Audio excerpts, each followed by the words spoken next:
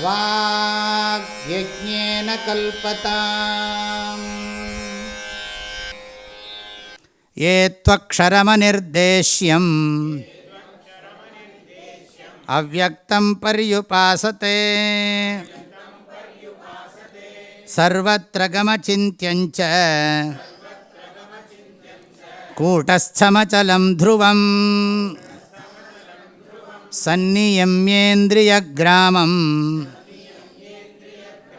சர்வத்ர சமபுத்தயः தே ப்ராப்னுவந்தி மாமேவ சர்வபூதஹிதே ரதாः. கடைசியாக இந்த ஸ்லோகத்தோட இதை விட்டுவிட்டேன் ஒன்று. நைரந்தர்யேண ஹி தே மச்சித்ததையா அஹோராத்திரம் அதிவாகயந்தி அத்தா யுக்தம் தான் பிரதி யுக்ததமாக இது வக்தும். ஆக இரவும் பகலும் அந்த விஸ்வரூபத்தையே உபாசனை பண்ணுகிறார்கள். இப்போ இந்த ரெண்டாவது ஸ்லோகத்தில் விஸ்வரூப உபாசனை பண்ணுகிறவர்கள் மிகச்சிறந்த பக்தர்கள், மிகச்சிறந்தவர்கள், யோகத்தை அறிந்தவர்களுள் மிகச்சிறந்தவர்கள்னு சொல்லிவிட்டார். அப்போ ஏன்னா இந்த யோக விஸ்வரூபத்தை பற்றி இத்தனை நேரம் படித்தாச்சு. ஆனால் இப்போ என்ன பண்ணுறார், இந்த அக்ஷரத்தோட லக்ஷணத்தை சொல்கிறார். மூணாவது ஸ்லோகத்தில் அக்ஷரத்தோட இலக்கணம் சொல்லப்படுகிறது. நாலாவது ஸ்லோகத்தில் யாருக்கு இந்த அக்ஷரம் தெளிவாக புரியுங்கிறது சொல்லப்படுகிறது, அவர்களுக்கு கிடைக்கக்கூடிய பலனும் சொல்லப்படுகிறது. ரொம்ப ரெண்டும் சேர்த்து ரொம்ப அழகான ஸ்லோகம். அதாவது அக்ஷர லக்ஷணம், அக்ஷர லக்ஷணம், அக்ஷர லக்ஷணத்தை சொல்கிறதன் மூலம் அக்ஷர லக்ஷண ஞானம் கிடைக்கிறது. அக்ஷர லக்ஷண ஞானம் அப்படின்னா என்ன அர்த்தம்? நிர்குண பிரம்ம ஞானம். அதை தெரிஞ்சுக்கிறதுக்கான யோக்கியத்தை, அதனுடைய பிரயோஜனம். ஆக நிர்குண பிரம்ம லக்ஷணம், நிர்குண பிரம்ம ஞான பிராப்தி யோக்கியத்தை, அப்புறம் நிர்குண பிரம்ம ஞான பலம், மூணும் அழகாக இந்த விஷயத்தில் சொல்லப்பட்டிருக்கு. எப்படி சொல்கிறார் பாருங்க. நம்ம முதல்ல தகுதியை பார்ப்போம். ஏ சர்வ இந்திரிய கிராமம் சம்நியம்ய. முதல்ல என்ன பண்ணணும்னா புலனடக்கம் பழகணும். அடல் வேண்டும் ஐந்தன் புலத்தை விடல் வேண்டும், திருவள்ளுவர் நிறைய சொல்கிறார் இந்திரிய நிகிரகத்துக்கு. ஆக இந்திரிய கிராமம் அடிக்கடி நம்ம படிச்சுட்டோம். 2வது அத்தியாயத்திலேருந்து ஆரம்பிச்சது. யதா சம்ஹரதே சாயம் கூர்மோங்கானீவ சர்வசः தானி சர்வாணி சம்யம்ய யுக்த ஆசீத மத்பரः தஸ்மாத் த்வமிந்திரியாண்யாதௌ நியம்ய பரதர்ஷப ஸ்ரோத்ராதீனீந்திரியாண்யன்யே சம்யமாக்னிஷு ஜுஹ்வதி சப்தாதீன் விஷயானன்யே இந்திரியாக்னிஷு ஜுஹ்வதி. திரும்ப திரும்ப பல தடவை பார்த்தாச்சு. சக்னோதீஹைவ யஸ் சோடும் பிராக்ஷரீர விமோக்ஷணாத் காமக்ரோதோத்பவம் வேகம் சயுக்தஸ்ஸ சுகீ நரஹ. சங்கல்ப பிரபவான் காமான். அதுக்கு முன்னாடி ஸ்லோகங்கள்லாம் இருக்குது. திரும்ப திரும்ப 6வது ஒரு அத்தியாயத்திலேயே விட்டாரார் நான் கிருஷ்ணர். இந்திரிய நிகிரகத்தை திரும்ப திரும்ப சொல்கிறார். கண்ணு காது மூக்கு நாக்கு தோல், இது தர்மத்துக்கிட்டே வச்சுக்கோ, தர்ம வழியிலேயே வச்சுக்கோ. இந்திரிய கிராமம் சம்யக்கு நியம்ய. நம்பர் 1 அப்படின்னா என்ன அர்த்தம்? இந்திரிய நிகிரகவான், நன்றாக புலனடக்கம் பழகியவன். கொஞ்சம் பகுவச்சனத்தில் இருக்குது. எவர்கள்னு போட்டிருக்கார். எவர்கள் புலனடக்கத்தை நன்கு பயின்றிருக்கிறார்களோ அப்படின்னு அர்த்தம். அப்புறம் அடுத்தது என்னதுன்னா சர்வத்திர சமபுத்தயா.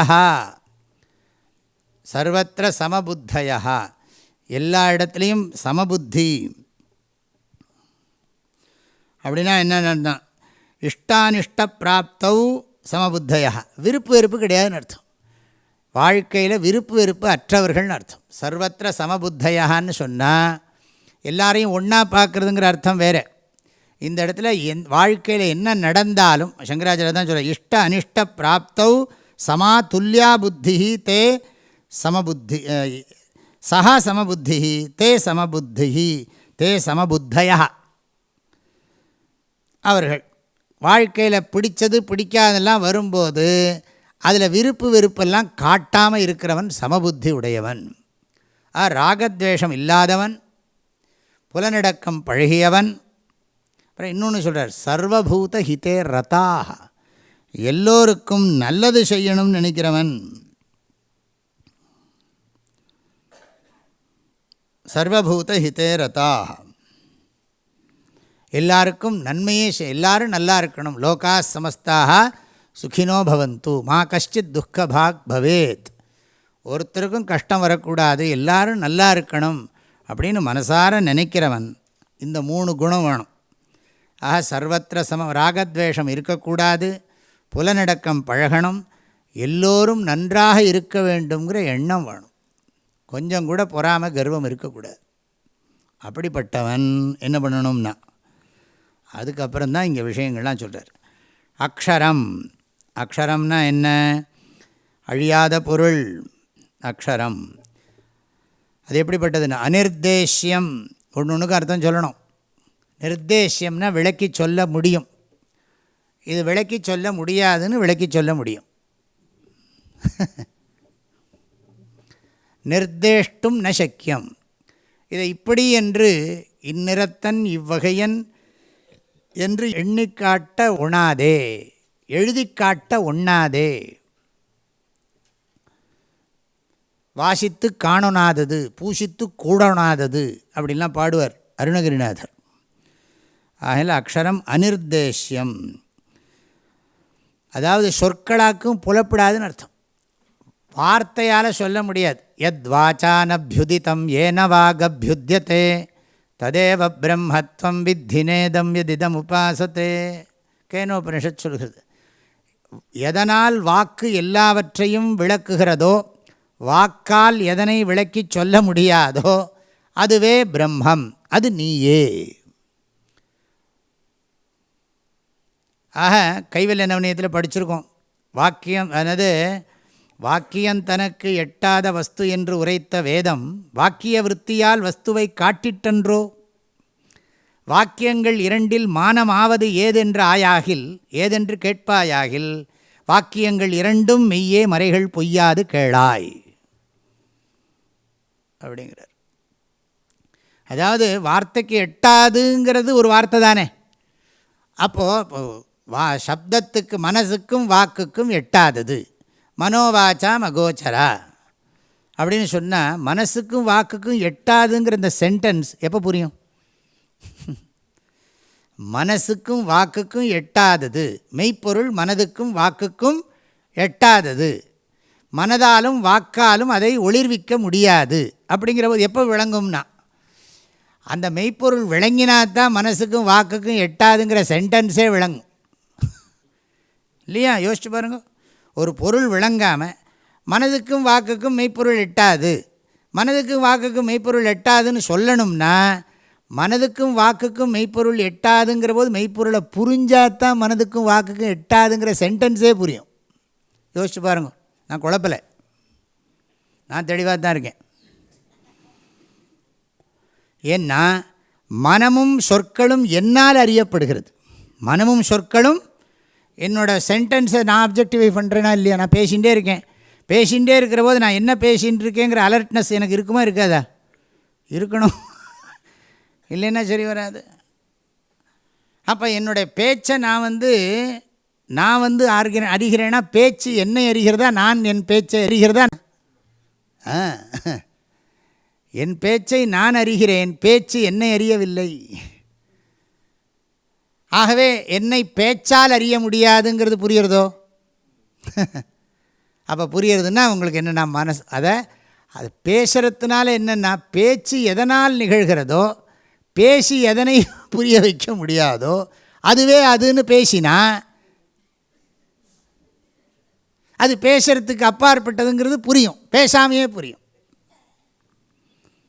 திருமூலர் இவர் சொன்னார், இவர் தாய்மானவர் சொல்கிறார், பேசா இடும்பைகள் பேசி சுத்த பேயங்கமாகி பிதற்றி திரிந்தேன் ஆஷா பிசாச்சை துரத்தி ஐயன் அடியினை கீழே அடக்கி கொண்டாண்டி. அதுக்கு முன்னாடி ஒரு பாட்டு வரும், அடக்கி பூலனை பிரித்தே அவனாகிய மேனியில் அன்பை வளர்த்தேன், மடக்கி கொண்டான் என்னை தன்னுள், சற்றும் வாய்பேசா வண்ணம் மரபும் செய்தாண்டி. அதாவது இந்திரிய நிகிரகம் பண்ணேங்கிறார். அடக்கி புலனை பிரித்தே மனதை அடக்கி அவன் ஆகிய மேனியில் அன்பை வளர்த்தேன் அப்படின்னா என்ன அர்த்தம்? அந்த பிரம்மனை அதை புரிஞ்சுக்கிற விஷயத்திலே கவனம் போச்சு. மடக்கி கொண்டான் என்னை தன்னுள், நான் அந்த உண்மையை உணரப்போன போது நான் அதன் மயமாகிவிட்டேன், உப்பு பொம்மை மாதிரி சமுத்திரம். அப்புறம் என்னாச்சுன்னா வாயை திறக்கிறேன், திங்க் பண்ணினா தானே வாயை திறக்கிறதுக்கு. சித்தம் மௌனம், செயல் வாக்கு எல்லாம் மௌனம், சுத்த மௌனம் என்பால் தோன்றின் பராபரமே. ஆய்மான சொல்ல, சித்தம் மௌனம், செயல் வாக்கு எல்லாம் மௌனம், சுத்த மௌனம் என்பால் தோன்றின் பராபரமே. சுத்த மௌனம் என்பால் தோன்றின், சித்தம் மௌனம், செயல் வாக்கு எல்லாம் மௌனம். சுத்த மௌனங்கிறது பிரம்மன். அந்த பிரம்மன் எனக்கு சரியாக புரிஞ்சு கொடுத்துன்னா சிந்தனையும் இல்லை, பேச்சும் இல்லை. ஆனால் புரியணும். என்னென்ன அனிர்தேஷ்யம்னர். நிர்தேஷ்யம்னா எடுத்து விளக்கி சொல்லிட முடியும், ஆனால் எடுத்து விளக்கி சொல்ல முடியாதுன்னு விளக்கி சொல்லணும். அதுக்கப்புறம் தான் அந்த கன்விக்ஷன் வரும். ஓஹோ அனிர்தேஷ்யமா, சரி அப்புறம் கேட்டுவிட. அனிர்தேஷ்யங்கிற அவன் நிர்தேஷ்யம் பண்ண முடியாத வஸ்துவை நீ எப்படிப்பா புரிஞ்சுப்பே? அனிர்தேஷ்யங்கிற சென்டென்ஸ் புரியணும்னாலே பிரம்மன் புரியாமல் பிரம்மன் அனிர்தேஷ்யங்கிற வாக்கியத்துக்கு அர்த்தமே புரியாது. அனிர்தேஷ்யம்னு புரிகிற போதே பிரம்மனுடைய ஸ்வரூபம் புரிஞ்சால் தான் அனிர்தேஷ்யங்கிற பதமே புரியும். அது வார்த்தைக்கெல்லாம் எட்டாதான், மனசுக்கெல்லாம் எட்டாதான். என்ன பண்ணுறதுன்னா கண்ணை மூடின்னு உட்காந்துருந்தா ஒரு நாளைக்கு அது தானே எட்டும். அப்படித்தான் என்னத்தையாவது சொல்லணும். அப்படி சொல்லக்கூடாது. அனிர்தேஷ்யங்கிற பதத்தை உபயோகப்படுத்துகிற போதே எதனால் அனிர்தேஷ்யம் சொல்லணும். அதுக்கு தான் உபனிஷத் பிரமாணம்லாம் சொல்லிக் கொடுக்குறது. அனபியுதிதம் அழகாக கேனோபனிஷத்து அவ்வளோ அழகாக சொல்லிக் கொடுக்குறது. ஆஹா, இந்த சாஸ்திரம் ரொம்ப டெக்னிக்கலாலாம் சொல்லணும்னு சொன்னால், இந்த வாக்கியம் தனக்கு எட்டாத வஸ்து என்று உரைத்த வேதம் வாக்கிய விற்த்தியால் வஸ்துவை காட்டிட்டன்றோ அப்படின்னு சொன்னால், இப்போது சொல்லணும். காலம்பர பிராத்தஸ்மரணத்தில் சொல்கிறோம், பிராத்தர்பஜாமி மனசா வச்சசாமகம்யம் வாச்சோ விபாந்தி நிகிலாயதனுகிரஹேண என்னேதி நேதி வச்சனைர் நிகமா அவோச்சுஹு தம் தேவதேவமஜமச்யுதமாஹுரக்ரியம் தம் தேவதேவமஜமச்யுதமாஹுரக்ரியம். என்ன அழகான வார்த்தை பாருங்க. பிராத்தர் பஜாமி மனசா வச்சசாம் அகம்யம் பஜாமி. மனசுக்கும் வாக்குக்கும் எட்டாததை அந்த காலம்பர வேளையில் நான் தியானம் பண்ணுறேன். பஜாமின்னா அங்கே எதுவும் பூஜையெல்லாம் அர்ச்சனையெல்லாம் கிடையாது, தியானம் பண்ணுறேன். ஸ்மராமி பஜாமி நமாமி. ஸ்மராமி பஜாமி நமாமி மூணுக்கும் ஒன்று தான் அர்த்தம். ஸ்மராமி தான் நினைக்கிறேன் தான் அர்த்தம். பஜாமிக்கும் நமாமிக்கும் ஸ்மராமி தான் அர்த்தம். இதெல்லாம் பண்ணால் விசாரம் பண்ணிகிட்டே இருக்கலாம். ஆக இந்த மனசா வச்சசாம் அகம்யம், மனசுக்கும் வாக்குக்கும் எட்டாதுங்கிறது இந்த வாக்கியம். நிகிலா வாச்சா வாச்சோ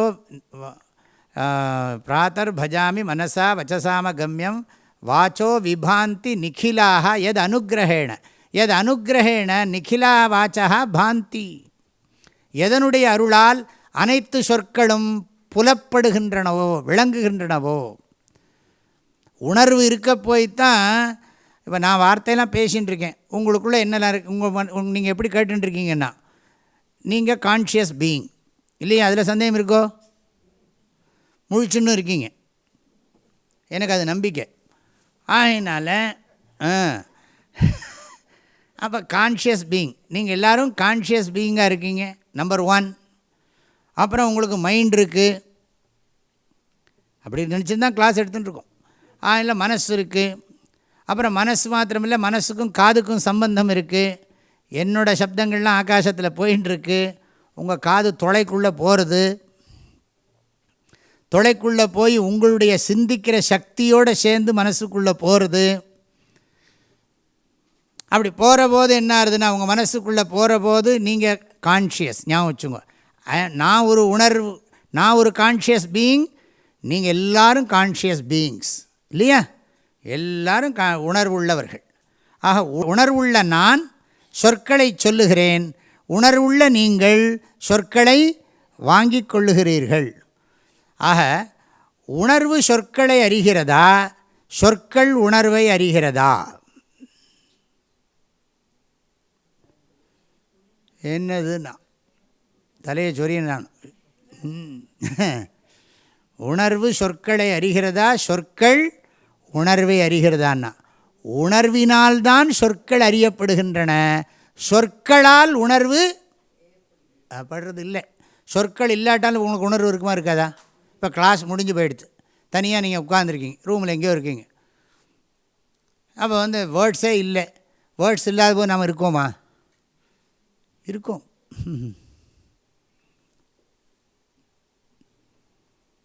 அது புரிஞ்சுக்கணும்.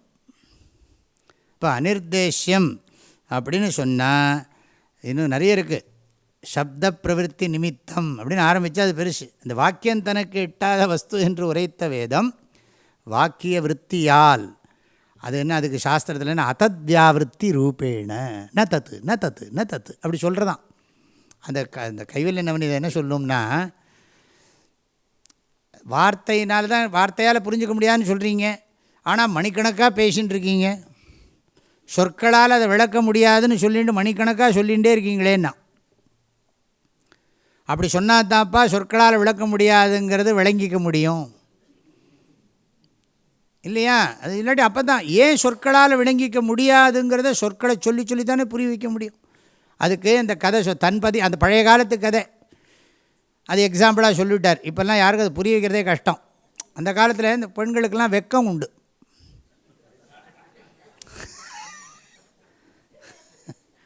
அச்சம் மடம் நாணம் பயிர்ப்புன்னெலாம் சொல்லுவாங்க. அப்போ அது அந்த வெக்கம் தெரியும், முகத்திலேயே தெரியும். அதுவும் புதுசாக கல்யாணம்னா ரொம்பவே வெக்கமாக இருக்கும். இப்போ he is my would be அப்படிங்கிறா, என்னத்தையோ சொல்கிறா வச்சுங்களேன். இது பண்ணுறாங்க எல்லோரும், அப்பா அம்மா ஓ இவன் தானா, சரி சரி, ஏதோ விசாரிச்சியோ, எல்லாம் உங்களுக்கு மேலே நான் விசாரிச்சாச்சு, அப்புறம் எங்களை ஒன்றும் சொல்லக்கூடாது. இவ உள்ள ஆற்றுக்குள்ளே போயின்ட்டு இருக்கும் இந்த விஷயங்கள்லாம். அது வேறு விஷயம். நான் என்னத்துக்கு சன்னியாசி, இந்த வம்புக்கெல்லாம் போகக்கூடாது. இந்த கேட்குறாங்களாம், அதாவது இந்த வீட்டுக்கு ஒரு பொண்ணு கல்யாணம் ஆகி அவங்க ஊருக்கு வந்திருக்கா, ஏதோ ஊருக்கு வந்திருக்கா. அந்த பொண்ணோட ஃப்ரெண்ட்ஸ் எல்லாம் இருப்பாங்க இல்லையா, அந்த இவங்கெல்லாம் உள்ளுக்குள்ளே இருக்காங்க. அந்த காலத்தில் இப்படிலாம் வெளியில் வர மாட்டாங்க, ஹாய் எல்லாம் கிடையாது. அதனால் என்னது, நான் உள்ளுக்குள்ளே இருக்காங்களா, அங்கே வெளியில் நிறைய பேர் உட்காந்துருக்கான். இந்த பொண்ணுங்கள்லாம் கேட்குறது, உங்கள் ஹஸ்பண்ட் யார் அதில் அப்படின்ன உடனே, அந்த சகப்பு சட்டை போட்டிருக்கானே அவனா, அந்த மஞ்சள், ஒரு வெக்கம் வேறு, அது இல்லை இது இல்லைன்னு வரிசையாக சொன்ன உடனே இவனா அவனா அப்படின்னு கேட்டுகிட்டே வரா. அங்கே ஒரு 20 பேர் உட்காந்துருக்கான். அப்புறம் கடைசியில் ஹஸ்பண்டு வந்த உடனே குனிஞ்சுட்டான். அவன் பெயர் சொன்னவுடன் வெட்கி மௌனமானாள்னா, பாட்டில் இருக்குது. தன்பதி எல்லா பெயர்கள் தன்னை கேட்டபோது அப்படின்னு ஒரு பாட்டு இருக்குது. அப்போ அவள் வெட்கி மௌனமானாள். அதை போல இது அன்று இது என்று என்ற சொற்களால் அதை உணர்த்தும் வேதம்னர். அதத்வியாவிருத்தி ரூபேண உபதேசம் கரோதி, உபதிஷ்யத்தே. இதல்ல ந தத்து ந தத்து அதாத்த ஆதேச நேதி நேதி தியாத்மா அப்படின்னு வேதம் அப்படி சொல்கிறதுப்பா. அப்படி சொல்கிறதன் மூலம் புரிய வச்சு விட்றதுங்கிறார். அப்போ உடனே நான் புரிஞ்சுனுட்டேன் அப்படிங்கிறான். ஆஹா, அனிர்தேஷ்யம் ரொம்ப டெக்னிக்கலாலாம் போனால் நிறைய இருக்குதுல்ல, சொல்லிகிட்டே போகலாம். ஆதிசங்கரர் மாண்டூக்கிய உபனிஷத்தினுடைய முகவுரையில் அழகாக சொல்கிறார் இது எப்படி வாக்குக்கு எட்டாதுங்கிறது. ஜாதி குண கிரியா சம்பந்த ரஹிதத்வாத். ஒரு சொல்லுக்குள்ளே அடங்கணும்னா அதுக்கு ரூல் இருக்குது. அதுக்கு தான் நம்ம என்ன சொல்கிறோம், இந்த காலம்பர ஸ்லோகம் சொன்னேனே, என்னது, பிராதர்பஜாமி மனசா வச்சசாம கம்யம் வாச்சோ விபாந்தி நிகிலா எது அனுகிரகேண. அதுக்கு ஒரு விதமாக சொல்லுவோம். அதாவது relative words can't reveal absolute thing. If you contradict relative words you can understand absolute thing. புரியுறதோ? ஆபேட்சிக சப்தாக ஆத்தியந்திக வஸ்து ந போதயதி. ஆபேட்சிக சப்தங்களை நீங்கள் கான்ட்ரடிக்ட் பண்ணலன்னா அனோரணீயான் அப்படின்னா ஓஹோ அப்படி மகத்தோ மகியான் ஏதாவது ஒன்றும் உருப்படியாக சொல்லையான்னா சொல்ல மாட்டேன், இப்படி தான் சொல்லுவேன்னா. அது அணுவுக்குள் அணுவானது, மகத்துக்குள் மகத்தானது அப்படிலாம் சொன்ன உடனே இவன் முழிக்கிறான். ஏற்கனவே நான் வீட்டில் நிம்மதி இல்லாமல் இங்கே வந்திருக்கேன். இவர் வார்த்தையாலே போட்டு நம்மளை குழப்புறார். அங்கே நான் பேசினா அங்கே புரிய மாட்டேங்கிறது, இங்கே இவர் பேசினாலும் நமக்கு புரிய மாட்டேங்கிறது. புரியுறதா நான் என்ன சொல்கிறேன்னு?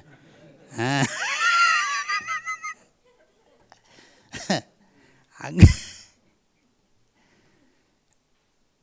ஆக அதாவது வரையறைக்குட்பட்ட சொற்களால் வரையறைக்குட்படாத பொருளை உணர்த்த முடியாது. ஆனால் வரையறைக்குட்பட்ட சொற்களை முரண்படுத்துவதன் மூலம் வரையறைக்குட்படாத மெய்ப்பொருளை உணர்த்திவிட முடியும். உரையற்றதொன்றை உரை செய்யும் ஊமர்கள் கரையற்றதொன்றை கரை காணலாகுமோ, திரையற்ற நீர்போல் சிந்தை தெளிவார்க்கு புறையற்றிருந்தான் புரிசடையோனே. இதெல்லாம் ரொம்ப சூக்ஷ்மமான அர்த்தங்கள்லாம் இருக்குதுக்கு. அனிர்தேஷ்யம். அனிர்தேஷ்யம்னா இப்போ என்ன புரிஞ்சுதுன்னா புரிஞ்சிக்க வேண்டிய அவசியம் இல்லைன்னு புரிஞ்சுது. புரிஞ்சிக்க வேண்டிய அவசியம் இல்லைன்னு புரிஞ்சுது, ஆனால் புரிஞ்சுது. கேனோபனிஷத்து மாதிரி தான். நாகம் மன்யே சுவேதேதி நோன வேதேதி வேதச்ச, யோனஸ் தத்வேத தத்வேத நோன வேதேதி வேதச்ச. அவர் கேட்குறார் சிஷ்யனை பார்த்து, நீ நான் சொன்னது உனக்கு புரிஞ்சுடுத்துன்னா மறுபடியும் படிக்கணும். எப்படி பாருங்க. அப்புறம் மறுபடியும் படிக்கணும். அப்புறம் அப்படின்னு சொல்கிறதுக்குள்ளே அவன் சொன்னான், நான் அறியவில்லை அறிகிறேன் அப்படின்னு திரும்ப திரும்ப கான்ட்ரடிக்ட் பண்ணுறான். I don't know Brahman, I don't know want to Brahman. நான் பிரம்மத்தை அறியவில்லை, நான் பிரம்மத்தை அறிய விரும்பவில்லைன்னா. உடனே சிஷ்யன் சொல்லிட்டு அறிந்து விட்டாயினார். கூட புதுசாக முதல்ல கிளாஸ்க்கு வந்திருக்கான் அவர் தான். இனிமேல் ஜென்மத்துக்கும் இந்த பக்கம் தலை வச்சு படுக்க மாட்டேன்னு போயிட்டான். முதல்ல இப்படி கிளாஸுக்குள்ளே நுழைஞ்சிருக்கானா இந்த பக்கமே எட்டி பார்க்க மாட்டேன். நான் மெய்ப்பொருளை அறியவில்லை, நான் மெய்ப்பொருளை அறிய விரும்பவில்லைன்னா. அவர் குரு சொன்னார், ஆஹா நீ அறிந்து விட்டாய் அப்படின்னார். அது என்ன அர்த்தம்னா, மெய்ப்பொருளை அறியப்படு பொருளாக அறியவில்லை, நான் அறிபவனாகவே அறிகிறேன், அறிபவனுடைய உண்மை ஸ்வரூபமாகவே அறிகிறேன் அர்த்தம். எஸ்ய அமதம் தஸ்ய மதம், மதம் எஸ்ய ந வேதசா, அவிஜாத்தம் விஜானதாம் விஜாத்தம் அவிஜானதாம். அப்படி வேதம் ரொம்ப அழகாக அதெல்லாம் புரிய வைக்கிறது நமக்கு. அனிர்தேஷ்யம் போரும். அனிர்தேஷ்யம் நிர்தேஷ்டும் அது சொல்ல முடியாது, ஆனால் புரிஞ்சுனுடான். இவ்வளவு நேரம் மெனக்கெட்டு எனக்கு இதெல்லாம் சொல்லியிருக்கீங்களே புரியுறது, அட்லீஸ்ட் உங்களுக்கு நிம்மதிக்காவது நான் சொல்கிறேன் புரிஞ்சுடுதான். பாவம் நீங்கள் ஸ்ட்ரெயின் பண்ணுறதை பார்த்தா எனக்கு புரியலேன்னு நினச்சி நீங்கள் ரொம்ப ஸ்ட்ரெயின் பண்ணுறீங்க. அதனால் நான் என்ன சொல்கிறேன், தயவு செஞ்சு நீங்கள் ரொம்ப ஸ்ட்ரெயின் பண்ணிக்காதீங்க. எனக்கு புரிஞ்சாலும் புரியாட்டாலும் புரிஞ்சுடுத்து.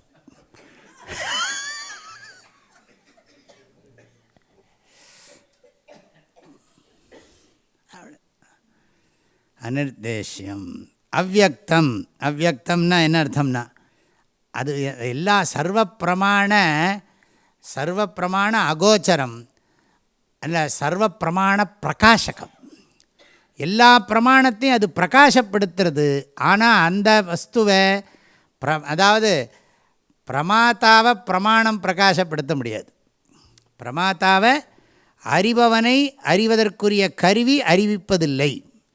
அறிபவனுக்கு அறியப்படு பொருளைத்தான் கருவிகள் அறிவிக்கின்றன. அதாவது அறிபவனை அறிவதற்குரிய கருவிகள் அறிவிக்காது. அதனால தான் சொல்கிறோம், சாஸ்திர பிரமாணம் என்ன பண்ணுறதுன்னா அறியாமையை நீக்கிறது, அப்படி தான் சொல்லுவோம். அது விதிமுகமாக உபதேசம் பண்ணுறதா நிஷேத முகமாக உபதேசம் பண்ணுறதான்லாம் பண்டிதர்கள்லாம் சொல்லுவார். அது நேரடியாக உபதேசம் பண்ணுறதா இல்லை மறைமுகமாக உபதேசம் பண்ணுறதா அப்படின்னு கேட்டால் நேரடியாக இல்லை. நம்ம தான் படிக்கிறோமே விவேக சூடாமணி ஸ்லோகம் என்னது முதல்ல, சர்வ வேதாந்த சித்தாந்த கோச்சரம் தமகோச்சரம். அதே தான் அவ்யக்தம். அவ்யக்தம்னா சர்வ பிரமாண அகோச்சரம்.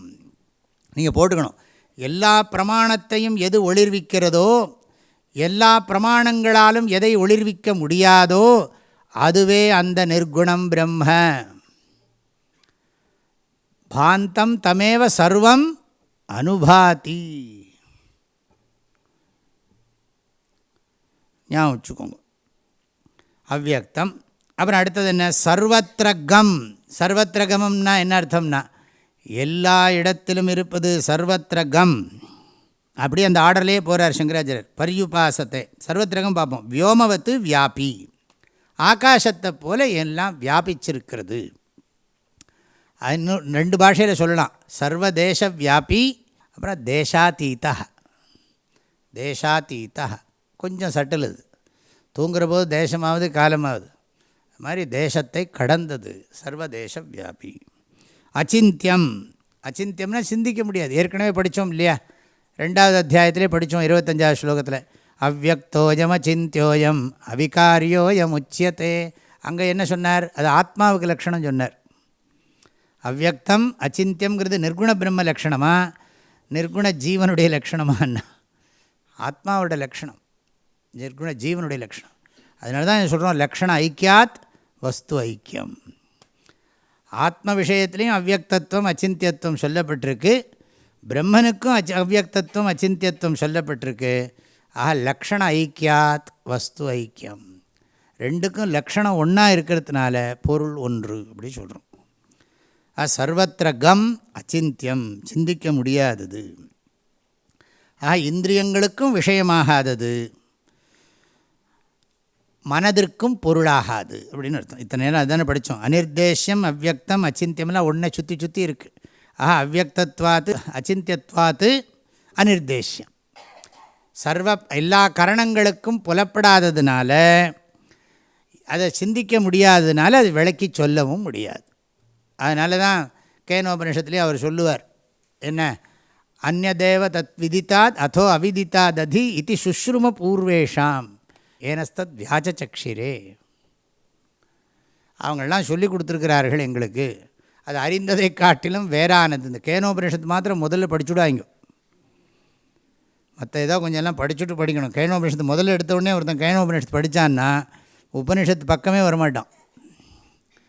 அறிந்ததை காட்டிலும் வேறானது, அறியாததை காட்டிலும் வேறானது என்று எங்கள் பெரியோர்கள் அறிந்து எங்களுக்கு அதை எடுத்து விளக்கி சொல்லி இருக்கிறார்கள். இப்படி இருக்குது, அந்த மந்திரங்கள்லாம் அப்படி இருக்குது. சர்வத்ரகம் அச்சிந்தியம். அப்புறம் என்னதுன்னா கூட்டஸ்தம். கூட்டஸ்தம்னு சொன்னால் அசையாததுன்னு ஒரு அர்த்தம். சங்கராச்சாரியர் கூட்டஸ்தம் அப்படிங்கிறதுக்கு சொல்கிறார். கூட்டரூபம் கூட்டசாட்சியம் இத்தியாதௌ கூட்டசப்தா பிரசித்தா ததாச்ச அவித்யாதி அநேக சம்சாரபீஜம் அந்தர்தோஷவத் மாயா வியாக்கிருதாதி சப்தவாச்சியம். மாயாந்து பிரகிருதிம் வித்யான் மாயினந்து மகேஸ்வரம் மம மாயா துரத்தேயா இத்தியாதௌ பிரசித்தம் எத்து தத்து கூட்டம். சிம்பிளாக சொல்லிடுறேன், கூட்டான்னா மாயா. ஸ்தம் அப்படின்னா திஷ்டதி, மாயையில் இருக்கிறது அப்படின்னு அர்த்தம். மாயையில் இருக்கிறதுனா என்ன அர்த்தம், மாயையின் மூலம் அது வெளிப்படுவது போல தோன்றுகிறது. மாயைக்கு சாதாரணமாக கூட்டஸ்தன்னு சொன்னால் ஒரு எக்ஸாம்பிள் சொல்கிற வழக்கம். அந்த பாத்திரமெல்லாம் ஒடுக்கெல்லாம் எடுக்கிறான் இல்லையா, அந்த இடம் ஒரு பட்டறை இருக்கும். அந்த பட்டறைக்கு நடுவில் பெரிய ஒரு கட்டையை வச்சுருப்பான். அந்த கட்டையில் அந்த கட்டை அசையக்கூடாது. அது அசையாமல் இருந்தால் தான் அதில் பாத்திரத்தை வச்சு அந்த ஒடுக்கெல்லாம் எடுக்க முடியும். அதெல்லாம் பொட்டெல்லாம் வைப்பான். அந்த தாமரை பாத்திரத்துக்கெலாம் ஒரு டக் டக் டக்குன்னு ஒரு பொட்டு மாதிரி வச்சுன்னு போவான். அதெல்லாம் வைக்கிறதுக்கு காரணம் என்னென்னா அது அசையாமல் இருக்குது. அது மாதிரி பிரம்மன் அசையாததுங்கிறதுக்கும் ஒரு உதாரணம் சொல்கிறது.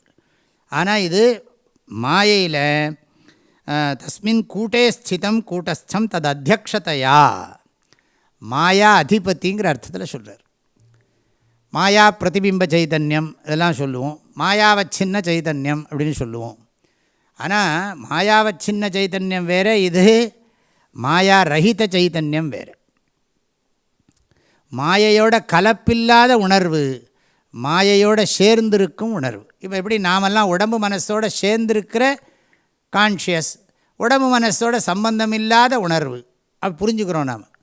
அது மாதிரி இந்த மெய்ப்பொருள் அந்த மாயையோடு கலந்திருக்கிறதுனால, கூட்டஸ்தம்னா மாயையோட சேர்ந்திருக்கிற மாதிரி இருக்குது. உண்மையிலேயே மாயையிலேருந்து சேர்ந்தது இல்லைன்னு நம்ம புரிஞ்சுக்கணும்.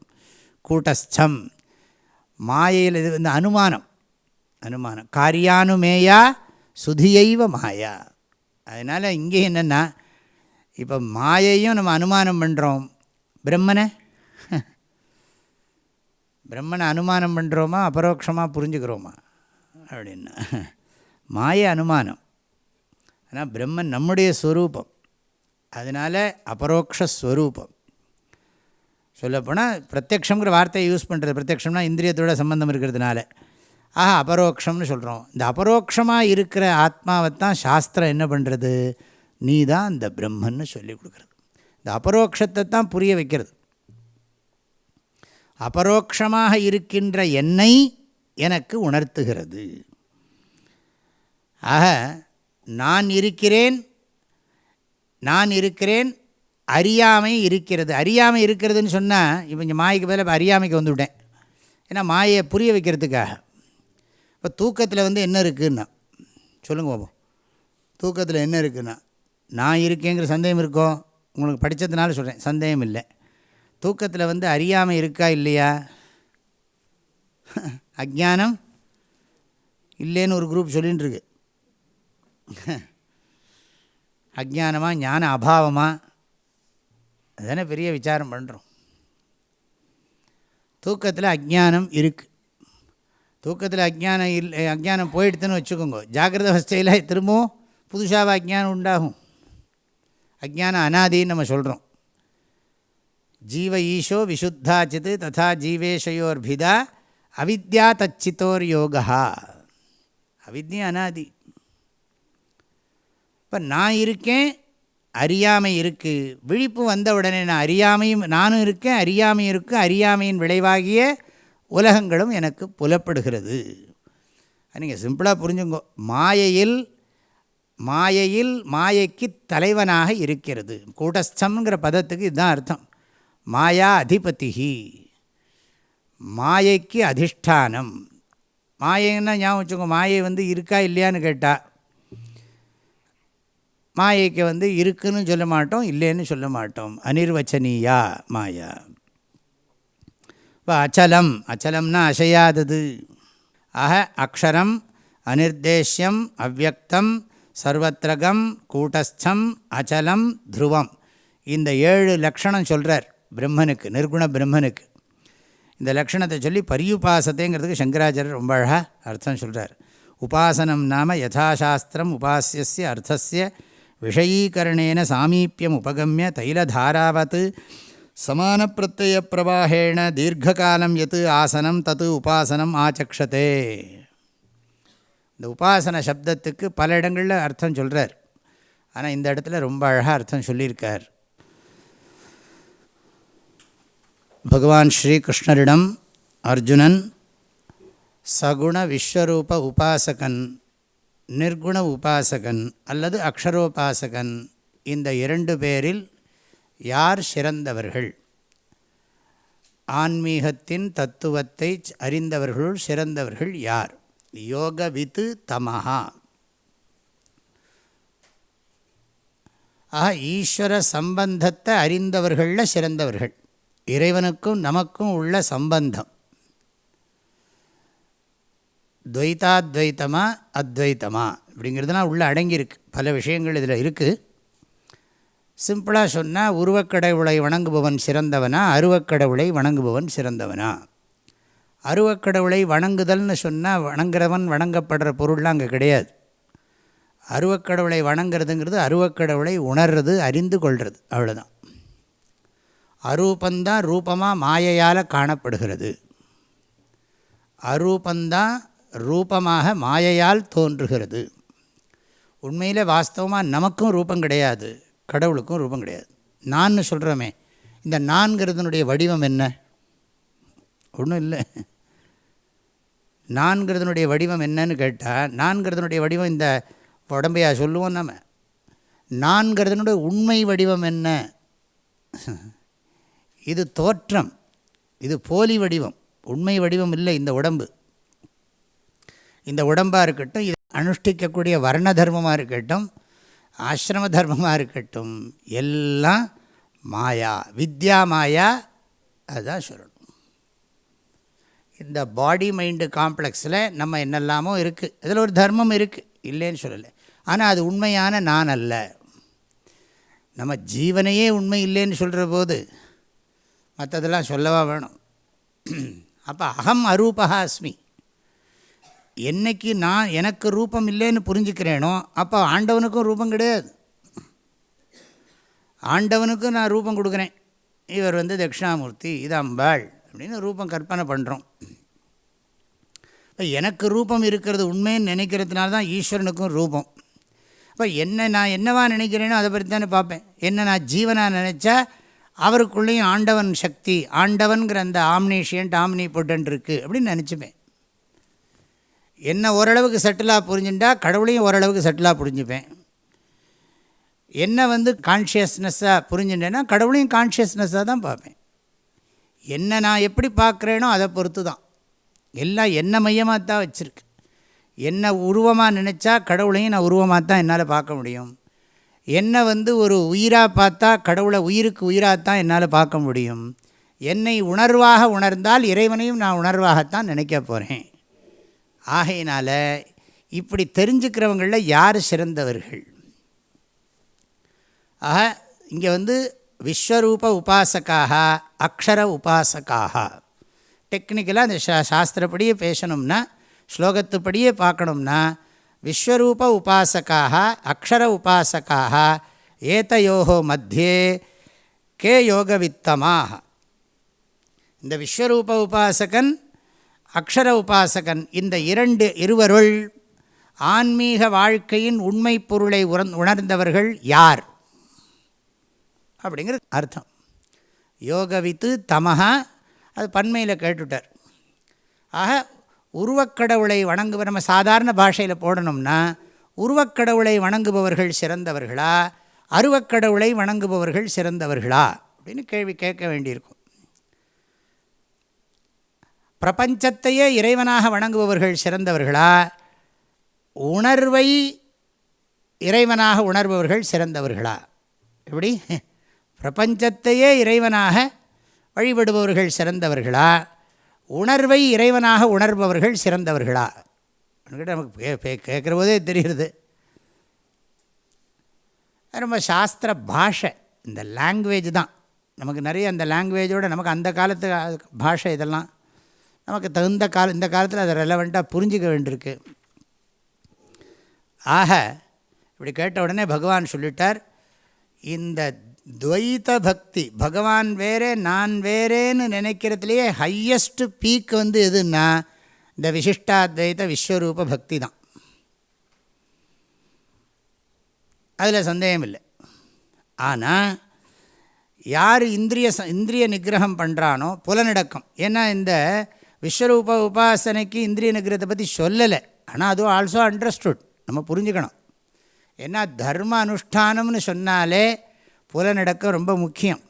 அது இல்லறத்தில் இருந்தாலும் இல்லறத்தில் தர்மமாக புலனின்பங்களை அனுபவிக்கிறதுக்கு அனுமதிக்கப்பட்டிருக்கு.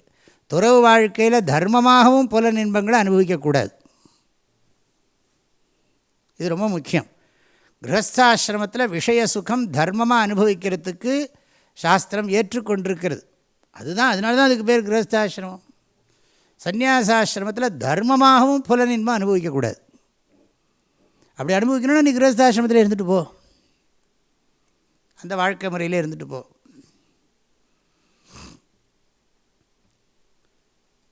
இங்கே இந்த இதெல்லாம் நிறைய ஆராய்ச்சி பண்ணுகிறார்கள். இங்கே தானே இந்த ரூல்லாம் சொல்லியிருக்கார், அங்கே விஸ்வரூப உபாசனைக்கு இந்த ரூல் சொல்லலையே. எந்த ரூலு? இந்திரிய சம்யமம், இந்திரிய சர்வே சந்நியமேந்திரிய கிராமம், இந்திரிய சந்நியமாக அது சொல்லியிருக்கார்.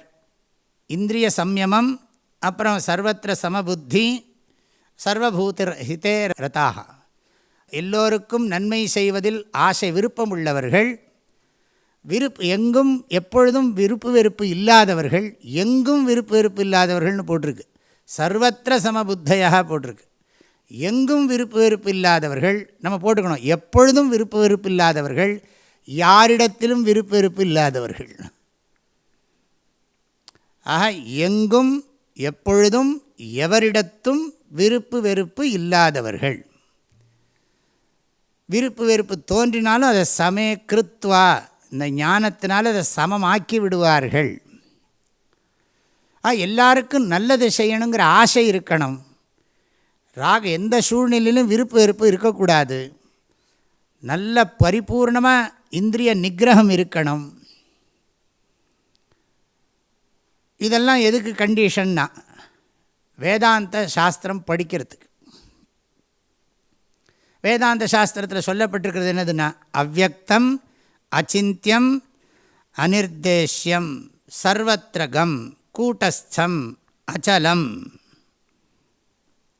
ஆக அதாவது இதுக்கு நிறைய விளக்கங்கள்லாம் இருக்குது, ஏகப்பட்ட விளக்கங்கள். ஒரு சொல்லப்போனால் இதுக்கு ஒரு இன்ட்ரடக்ஷன் போட்டிருக்கார் ராமராய கவி.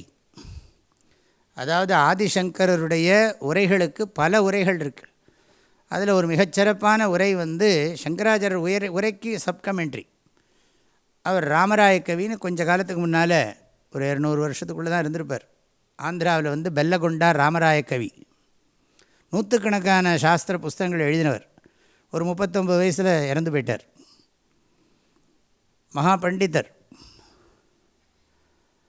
விசிஷ்டாத்வைத்தியாக இருந்து அத்வைத்தியாக மாறினவர், வைஷ்ணவர். அவர் ஒரு வியாக்கியானம் பண்ணியிருக்கார். அதுக்கு பேர் சங்கர பாஷ்யத்துக்கு வியாக்கியானம். அதுக்கு பேர் பாஷ்ய அர்க்க பிரகாஷிகா அப்படின்னு அந்த பாஷ்யத்துக்கு பேர். பாஷ்யம்னு சொன்னால் கமெண்ட்ரி, சங்கராச்சாரிய வியாக்கியானம். அர்க்கம்னா சூரியன். சங்கர பாஷ்யங்கிற சூரியன். அந்த சூரியனை ராமானுஜ பாஷ்யங்கிற மேகம் மறைச்சிருக்கான். அந்த மேகத்தை நீக்கி அந்த சூரியனுடைய வெளிச்சத்தை காட்டுறேங்கிறார் அவர். அதனால் அதுக்கு பேர் பாஷ்ய அர்க்க பிரகாஷிகா. சூரியனுடைய ஒளியை நான் ஒளிர்விக்கிறேன்னா எப்படி அர்த்தம் இருக்கும்? ஆதிசங்கரருடைய ஒரே சூரிய ஒளியாம். அந்த சூரிய ஒளியை ராமானுஜாச்சாரியருடைய வியாக்கியானங்கிற மேகம் மறைச்சிருக்கான்.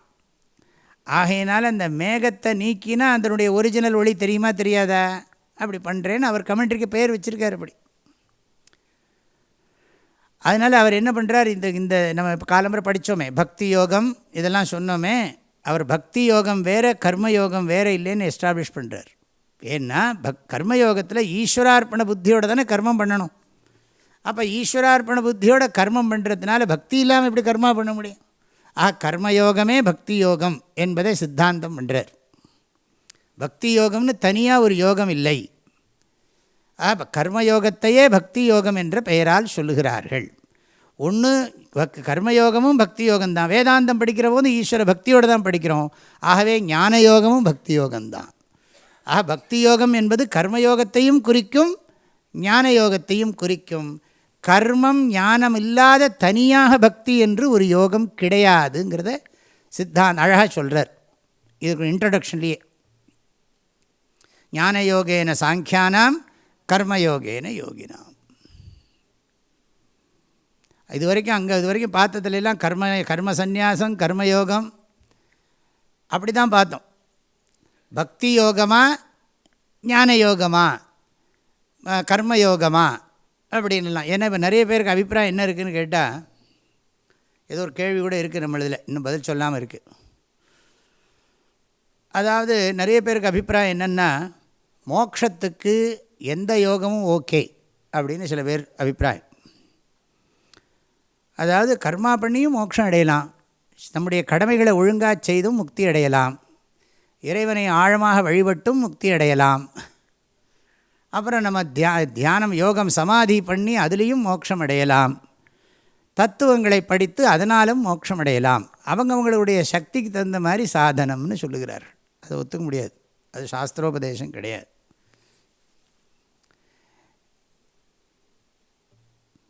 அதுக்கு பேர் சதுர்யோக பிரக்ரியா.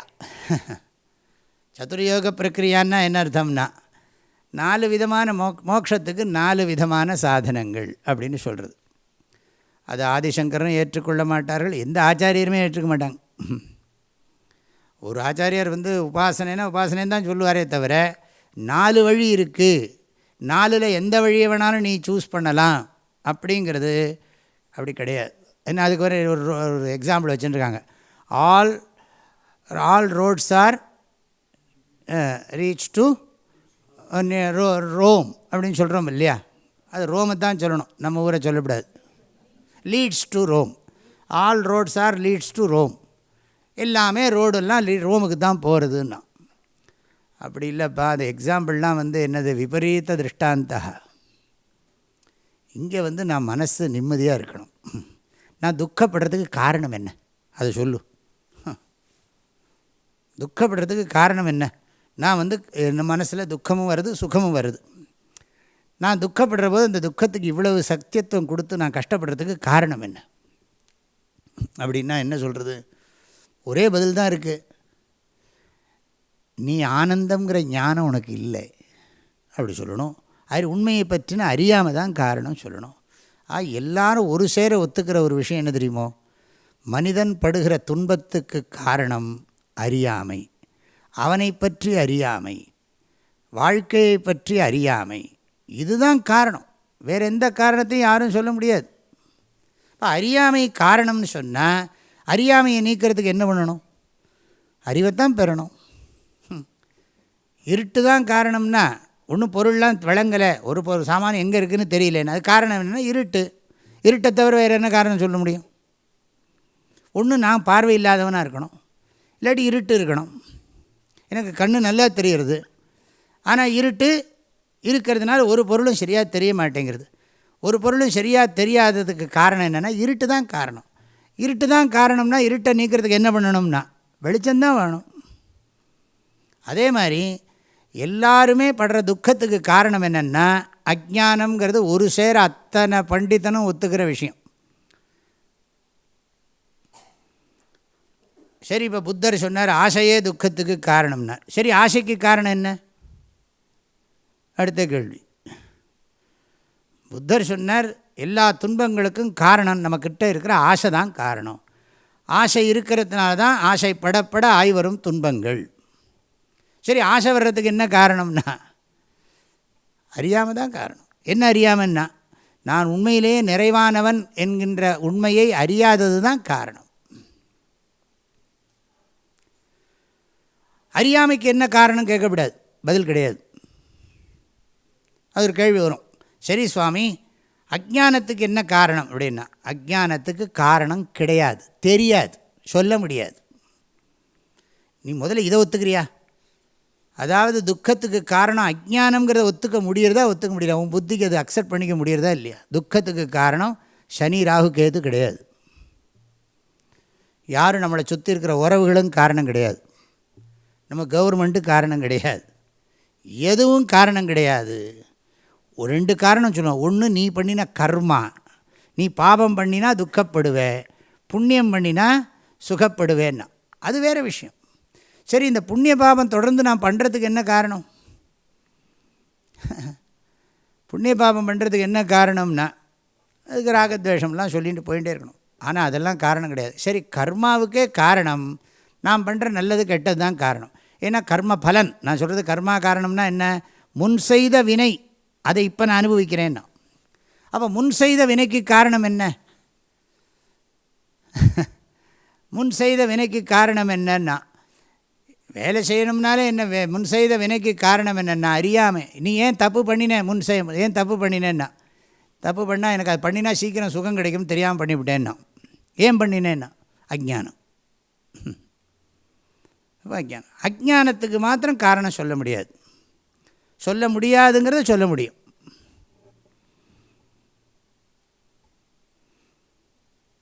அவ்வளோதான். இப்போ டாக்டர்கிட்ட போகிறோம், டாக்டர் ஒரு வாரமாக ரொம்ப வயிற்று வலிக்கிறது டாக்டர் அப்படின்னு சொல்கிறோம். அவர் எல்லாம் டெஸ்ட் பண்ணி பார்த்துட்டு சொல்கிறார், ஏதோ சம் ப்ராப்ளம் சொல்கிறாருன்னு வச்சுக்கோங்க. இப்போ அவர் ஒன்றும் காரணம், அவர்கிட்ட எல்லாத்துக்கும் காரணம் கேட்குறோன்னு வச்சுக்கோங்க. இப்போ நீங்கள் உங்களுக்கு இந்த இது சரியில்லாமல் போயிடுது, இந்த குடலில் இந்த இது இருக்குது, அது இருக்குது, என்னோன்னு சொல்கிறார், ரீசன் சொல்கிறார். அது எதனாலும் டாக்டர் அப்படின்னு கேட்டால் என்ன சொல்லுவார் டாக்டர்? இன்னொரு காரணம் சொல்கிறார். அந்த காரணம் எதனால் வந்ததுன்னா அது உங்கள் பேட் ஹேபிட், உங்கள் லைஃப் ஸ்டைல் சரியில்லைன்னு. என் லைஃப் ஸ்டைல் ஏன் சரியில்லை அப்படின்னா என்ன பண்ணுவார்? உன் லைஃப் ஸ்டைல் ஏன் சரியில்லைன்னு நீ எங்கிட்ட கேள்வி கேட்குற பாரு, அது என் தலையெழுத்து. அப்படி தான் சொல்ல முடியும். மூல காரணம் என்னன்னா, எல்லோருடைய துன்பத்துக்கும் மூல காரணம் இதெல்லாம் இன்டர்மீடியட் லெவல், நடுவில் சொல்கிற காரணங்கள். உண்மையான காரணம் என்னன்னா அஜ்ஞானந்தான் காரணம். அஜ்ஞானத்தை கர்மயோகத்தினால் நீக்க முடியுமா?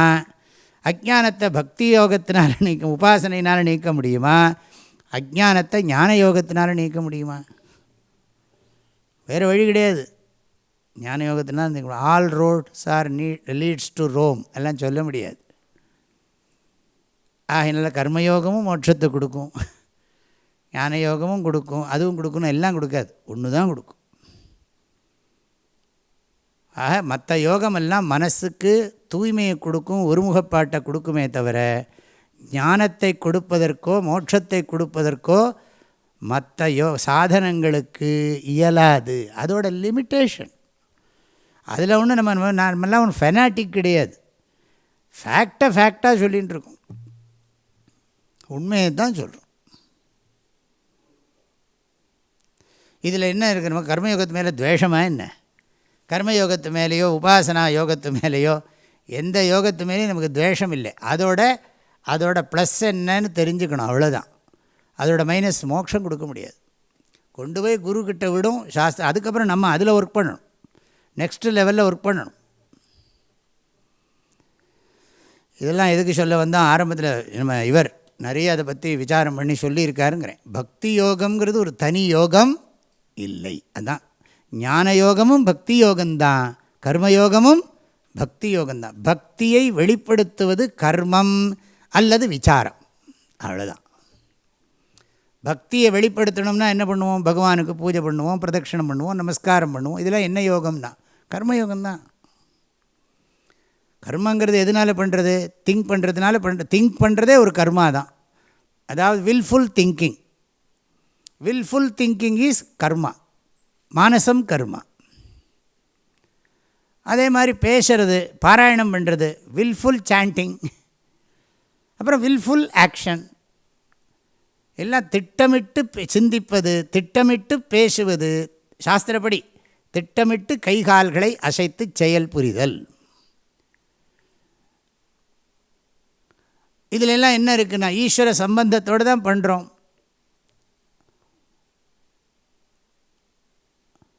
இந்த பக்தி கர்மாங்கிறது ஞாபகம் வச்சுக்கணும். கர்மத்திலையும் பக்தி முக்கியம். பக்தியில் ஸ்ரத்தா பக்தி இல்லாமல் கர்மா பண்ண முடியாது. ஸ்ரத்தா பக்தி இல்லாமல் வேதாந்த விசாரம் பண்ண முடியாது. அதனால் பக்திங்கிறது தனியாக இல்லைங்கிறது அவர் ரொம்ப நல்லாவே சித்தாந்தம் பண்ணிவிடுறார் ராமராய கவி.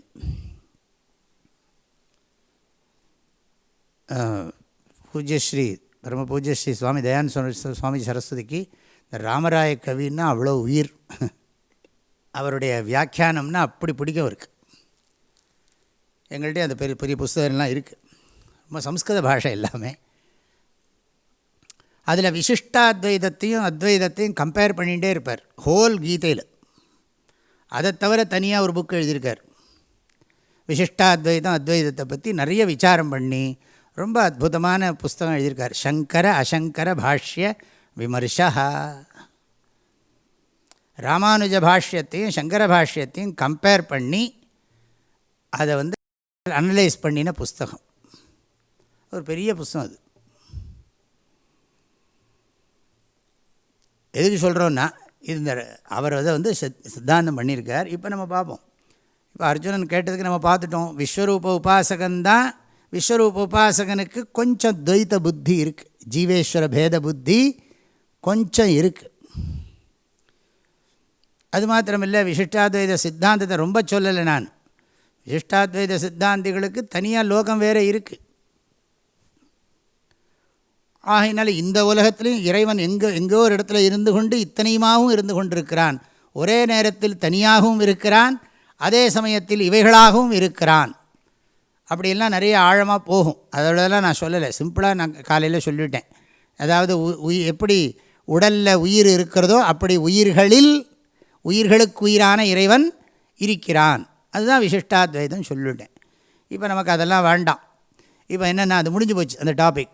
அர்ஜுனுடைய கேள்வி விஸ்வரூப உபாசகனா அக்ஷர உபாசகனா? பகவான் சொன்னார் விஸ்வரூப உபாசகன்தான் இந்த சகுண உபாசகன்லேயே உத்தமமான உபாசகன். இவனுக்கு மேலே உபாசகன் சகுண உபாசகன் கிடையாது. சகுண உபாசகன்னா என்ன அர்த்தம்? கடவுளை ஆட்ரிபியூட்ஸோடு பூஜை பண்ணுறது. சர்வஜத்வ சர்வேஸ்வரத்வ சர்வாந்தர்யாமித்வ சர்வசிருஷ்டத்வ சர்வபோக்திருத்வ சர்வசம்ஹாரகத்வ சர்வபாலகத்வ சர்வவியாபகத்வ சர்வசக்தி மத்வாதி குணகண விபூஷிதஸ்ய. தினம் சொல்கிறோமே இங்கே எல்லாம் சகுணம். வேதாந்த வேத்யஸ்ய பார்வதி சநாதஸ்ய ரிஷபவாகனாரூಢஸ்ய கைலாசசிகர நிவாசஸ்ய நந்தி பிருங்கி சண்ட குண்டோதர பதஞ்சலி வியாக்ரபாத விநாயக ஷண்முகாத்யைஹி சகல பிரமதகண சேவித சேவியமானஸ்ய மௌன வியாக்கியா பிரகடித பரபிரம்ம தத்துவஸ்ய. இது குருவுக்கு வந்துட்டார், வேதாந்தத்துக்கு வந்தாச்சு. சின்முத்ராங்கிதகரஸ்ய வடமூல நிவாசஸ்ய முமுக்ஷுஜன வரதஸ்ய சம்சாரபய நிவாரகஸ்ய லோகானுகிரக காரகஸ்ய பக்தானுகிரக வரதஸ்ய பகவதः சபரிவாரः ஆதிகுரு ஸ்ரீ பிரஜா தட்சிணாமூர்த்தி தேவ சுப்ரீத சுப்ரசன்னோ வரதோ பூத்வா. அப்படி வரிசையாக அதெல்லாம் சங்கல்பம் சுவாமியோட இது ஆசீர்வாதத்தில் அவருடைய சொல்கிறது சர்வஜத்வ சர்வேஸ்வரத்வம் எல்லாம் அழகாக சொல்கிறோம், சந்தோஷமாக சொல்கிறோம். ஆனால் இது என்னதுன்னா இது துவைத்த உபாசனை தான். ஆக சகுண உபாசனையிலே இதுதான் அல்டிமேட், இதுக்கு மேலே கிடையாது. யுக்த தமாக மதாக. ஆனால் இவர்கள் யார்? இந்திரியங்களை சம்யமம்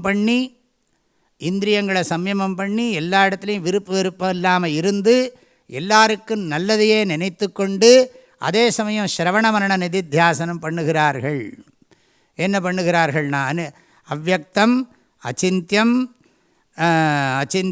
அனிர்தேஷ்யம். இந்த மூணு ரொம்ப முக்கியம். அவ்யக்தம் அச்சிந்தியம் அனிர்தேஷ்யம். அவ்யக்தம்னா என்னென்னா இந்திரியங்களுக்கும் மனசுக்கும் புலப்படாதது. இதை காரணமாக நான் விளக்கி சொல்லிவிட்டேன். அதனால் இந்திரியங்களுக்கும் மனசுக்கும் எது புலப்படுமோ அதைத்தான் சிந்திக்க முடியும். ஆகையினால் அது சிந்திக்க முடியாது. அச்சிந்தியம் எதை இந்திரியங்களுக்கு புலப்படுமோ எதை சிந்திக்க முடியுமோ அதைத்தான் டிஃபைன் பண்ணி சொல்ல முடியும். ஆகையினால் இது டிஃபைன் பண்ணி சொல்ல முடியாததுனால அனிர்தேஷ்யம். சரி, அனிர்தேஷ்யங்கிறதுனால இல்லாத வஸ்துவான்னா அதுதான் இருக்குது. சர்வத்ரகம் அது எங்கே இருக்குது? அது மாத்திரம் கூட்டஸ்தம் மாயையில் வெளிப்படுகிறது. அந்த எங்கும் நீக்கம் நிறைந்துள்ள அந்த மெய்ப்பொருள் மாயையில் இருக்கிறது, மாயைக்கு அதிபதியாக இருக்கிறது. கிருஷ்ணர் படித்தோம் இல்லையா? நம்ம 10வது ஸ்லோகத்தில் 9வது அத்தியாயத்தில் படித்தோம். மயாத்தியக்ஷேண பிரகிருதி சூயத்தே சச்சராச்சரம் ஹேதுனா அனேன கௌந்தேய ஜகத் விபரிவர்த்ததே.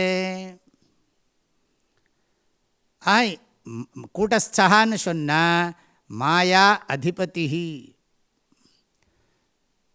மாயக்குது. அப்புறம் அச்சலம்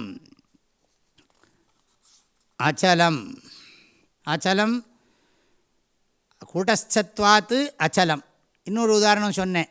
எப்படி அந்த பட்டறையில் இருக்கக்கூடிய நடுக்கட்டை இருக்கோ அது மாதிரி இந்த மாயைக்கு ஆதாரமாக விளங்குகிறது. இந்த கட்டையை சார்ந்து எப்படி பாத்திரம் எல்லாம் எடுக்கப்படுகிறதோ இந்த பிரம்மனை சார்ந்துதான் மாயை செயல் புரிந்து கொண்டிருக்கிறது. ஜடமான இந்த மாயை சேதனமான பிரம்மத்தை சார்ந்துதான் இயங்கிக் கொண்டிருக்கிறது. எனவே கூட்டஸ்தம் பிரம்ம. ஆகையினால் அது மாயை இயங்கிறது. மாயைக்கு அசைவு உண்டு, பிரம்மத்துக்கு அசைவு கிடையாது. அதனால் அச்சலம். அசையாததுனால அது என்னதுன்னா துருவம். துருவம்னா நித்தியம், எப்பொழுதும் இருப்பது, மாறாததுன்னு அர்த்தம். இப்படி இருக்கிறவர்களுக்கு என்னென்ன இந்த புரிஞ்சுக்கிறான். ஆக அவ்யக்தம் அச்சிந்தியம் அனிர்தேஷ்யம் சர்வத்ரகம் கூட்டஸ்தம் அச்சலம் துருவம் பிரம்ம அகமஸ்மி.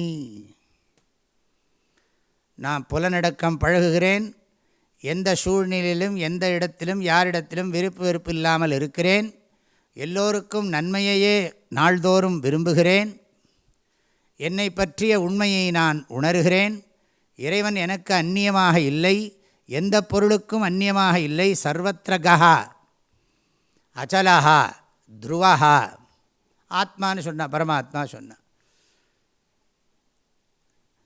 ஆக ஏது அக்ஷரம், அக்ஷரம் அக்ஷரத்துக்கு விசேஷனம். அவ்யக்தம் அக்ஷரம், அச்சிந்தியம் அக்ஷரம், அனிர்தேஷ்யம் அக்ஷரம், சர்வத்ரகம் அக்ஷரம், கூட்டஸ்தம் அக்ஷரம், அச்சலம் அக்ஷரம், துருவம் அக்ஷரம்.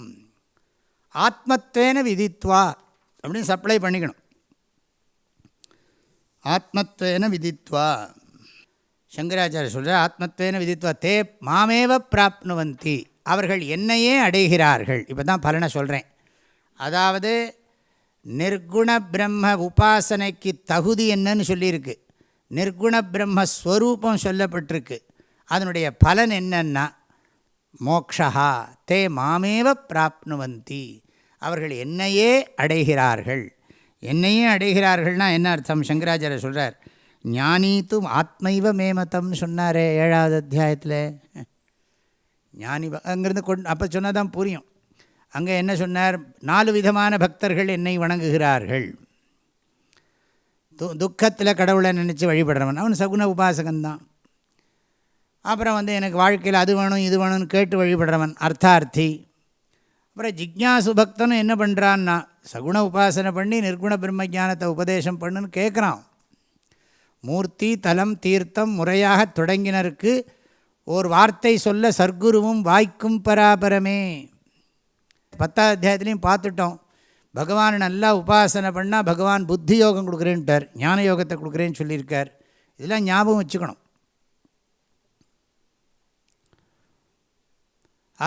ஈஸ்வர பக்தி பண்ணுறவனுக்குத்தான் ஈஸ்வரனுக்கும் ஜீவனுக்கும் இருக்கிற சம்பந்தத்தை புரிஞ்சுக்கிறது. சாஸ்திரத்தோட இதுதான் விஷயம். கடவுளுக்கும் எனக்கும் என்ன சம்பந்தம் அப்படி சொல்கிறது ஒன்று. இப்போ நீங்கள் பார்த்துங்க, இந்த உலகத்துக்கும் எனக்கும் இருக்கிற சம்பந்தம் எப்படிப்பட்டது? இப்போ ஈஸ்வரனுக்கும் எனக்கும் இருக்கிற தொடர்பு எத்தகையது? இப்படிலாம் கேள்வி கேட்கலாம். இறைவனுக்கும் எனக்கும் இருக்கிற தொடர்பு எத்தகையது? இந்த படைப்புக்கும் எனக்கும் இருக்கிற தொடர்பு எத்தகையது? வாழ்க்கையின் குறிக்கோளாக விளங்கும் பேரின்பத்திற்கும் எனக்கும் உள்ள தொடர்பு எத்தகையது? எல்லாம் ஒன்று தான். இந்த படைப்பின் மூல காரணம் எது? நான் யார்? ரெண்டும் ஒன்று தான். ரெண்டும் ஒன்று தான். கோகம் நான் யாருங்கிற கேள்விக்கு பதிலும் இந்த படைப்பிற்கு மூல காரணம் என்ன என்பதற்கு பதிலும் ஒன்று தான். பிரிக்க முடியாது. இது என்ன படைப்பு, இது யார், இந்த படைப்பின் மூலம் என்ன அப்படின்னு கேட்டால் அது யாருன்னா நான் தான். எனக்கு மூலம் யாருன்னா நான் தான். நான் தான் இத்தனைக்கும் மூலம். நான்னா என்னதுன்னா தூய உணர்வு. அது சொற்கள் தான் நமக்கு கடவுடான் இருக்கே தவிர சொற்களுடைய ஆழத்துக்கு போனீங்கன்னா விஷயம் மிக எளிமையானது. இந்த சொற்கள் தான் நம்மளை என்னமோ பிரமிக்க பண்ணுறது. இது அங்கே ஈஸ்வரனுங்கிறாங்க, இங்கே பிரம்மன்கிறாங்க, அபரபிரம்மன்கிறான், பரபிரம்மன்கிறான், ஜெகத்காரணங்கிறான், இப்படிங்கிறான் அப்படிங்கிற ஏகப்பட்ட சொற்கள் ஏராளமாக இருக்குது. சொற்கள் அதிகம், கருத்து என்னதுன்னா மிக மிக மிக எளிமையானது. அதுக்கு காரணம் ஏன் இப்படிலாம் சொல்ல வேண்டியிருக்குன்னா நமக்கு இந்த எக்ஸ்ட்ரோவர்ட்டட்னஸ் அவ்வளவு ஸ்ட்ராங். நமக்கு இந்த பாஹ்ய பிரவೃತ್ತಿ இருக்கே ரொம்ப ஆழமானது, ரொம்ப ஜாஸ்தி. எக்ஸ்ட்ரோவர்ட்டட்னஸ்னால் புரியுறது இல்லையா? பாஹ்ய பிரவೃತ್ತಿ பகிர்முக சுதுர்லபா. எப்போ பார்த்தாலும் நமக்கு எத்தனை முறை தான் படித்தாலும் மனசு ஒடுங்க மாட்டேங்கிறது. தாய்மானவர் சொன்னேன் இல்லையா? எத்தனை முறைதான் கற்கினும் கேட்கினும் என் இதயம் ஒடுங்கவில்லை. எப்போவாது லௌகிக்கத்தையே நினச்சிட்டு இருக்கு. ஒன்று பணத்தை பற்றி நினைக்கிறது, இல்லாட்டி புலன் இன்பத்தை பற்றி நினைக்கிறது, சொந்தத்தை நினைக்கிறது, நண்பர்களை நினைக்கிறது, சொத்தை நினைக்கிறது, இல்லாட்டி கவர்மெண்ட்டை நினைக்கிறது. எதை நினைக்கணுமோ அதை தவிர எல்லாத்தையும் நினைக்கிறது. நினைக்கிறவன் யாருங்கிறது நினைக்க முடியல. நினைக்கிறவன் யாருங்கிற உண்மையை நினச்சாத்தானே நினைக்கக்கூடாதெல்லாம் நினைக்கிறது தேவையில்லைன்னு நினைக்காமல் இருக்க முடியும். புரியுறதா? இனிமேல் எனக்கே சொல்ல வராது.